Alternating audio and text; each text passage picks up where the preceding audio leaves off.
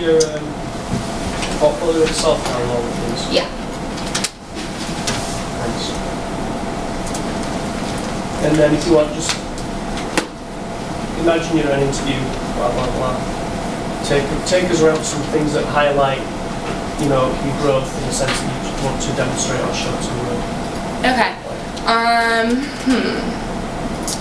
I think one of the areas where I grew and did really well with was the instructional practice, Principle 6, where I used multiple methods of assessment. You can see I kind of did a summary of each category. So instructional practice, I talked about how I grew in it and what I did. And then I went in each principle and talked about it. And this one, I thought I did a good job. I used multiple assessments each day. Here's a 3-2-1 pyramid I used. I don't know what this is. Okay, well, I don't know. I'll try again. This was an exit slip one day, and I really enjoyed this because it showed what the students kind of learned, and I got a grasp of what they needed to work on still. At the very top, they asked a question, so I went through all of them and saw what they're interested in and what I should kind of touch on in later lessons. Then I also did just regular exit slips. A lot of times I did exit slips that were the big question for the day, so this kind of assessed, did they get the overarching question or did they not get it? That won't show up either. And then one of my favorite things, I co-taught the Europe unit when I first went into the classroom, and my teacher came up with the idea of using Play-Doh for an assessment, and it was so much fun. So we took Play-Doh and had each kid build a physical feature that they had learned in Europe, and that was their assessment. And so it was fun for them, and they didn't really know they were being assessed at the same time, and I think that's one of the best types of assessment if you can do that. And then I made overall unit tests at the end, and then I had writing prompts, and so I feel like I assessed them in more than just one way.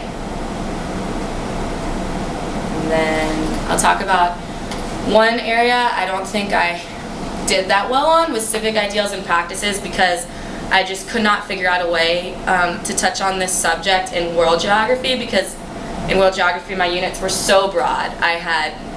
It wasn't as detailed as other history classes, and I wasn't able to teach North America, and so I think this would have been better in maybe a different class, or maybe if I had more time I could have sat down and thought how I could have touched on this NCSS theme. But in the future I plan to think more about how to use this theme in my lessons.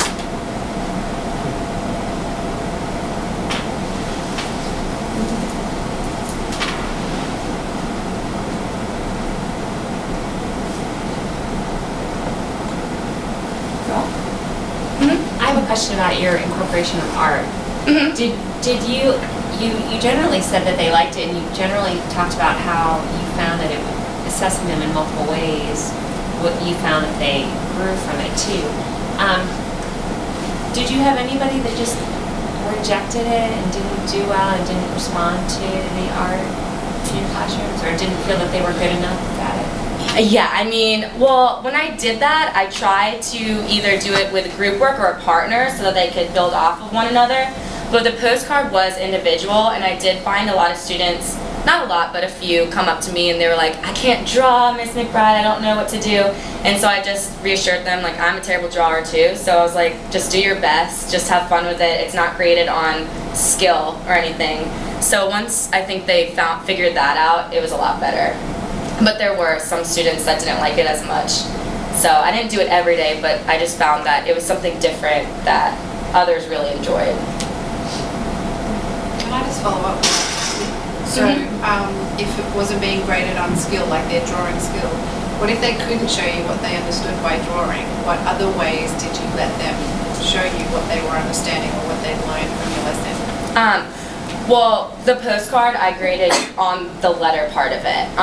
I think I said earlier I graded on correct content, and then everyone did well on that. They all had great content, and then on the back it was the picture was more of just a fun thing. I didn't grade on the picture at all, so I just told them to color it and have fun. Even if you're a bad drawer, it's okay. I grade on the content. So I think in that sense that was good. In my advertisement, you saw the one with the yurt. Some students did like block letters instead of a drawing. So I said that it was okay. You could do slogans or something else if you're not a visual person.